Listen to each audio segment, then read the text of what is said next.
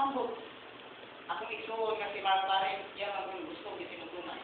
O ganit, si Kristo, mao may akong sundon niya sa 1 Pedro, 1:16 nga.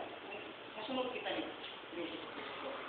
O kung saan nagibuhat ni Kristo mga ito, diya sa Juan 5:18, letra po letra yun, ako pinapamatutan na si Kristo naglapa sa adlaw na ipapahulay. Akong mabasa, Juan 5:18. Tungod ini, misa mo sinuwan ang timuha sa kadaguan sa mga luliyo sa pagmatay kaniya. Dili lamang, tungod kay gilapak niya nga tanaw sa adlaw papahulay, gilapak na, ang balaw sa adlaw papahulay kung dili.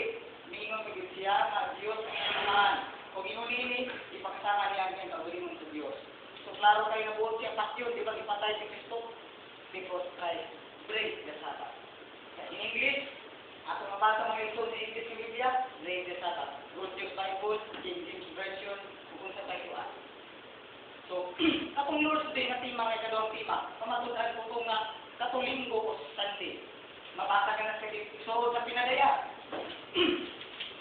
Pinadaya kong Lord Jesus.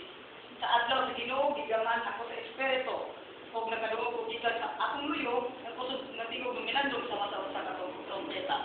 Kung sa maning adlaw sa Ginoo, matod pa sa Biblia ang salita ng Diyos sa Apokalipsis 1:10 nga akong basahon doon. Isang araw ng linggo, suma Diyos ang aking diwa at narinig ko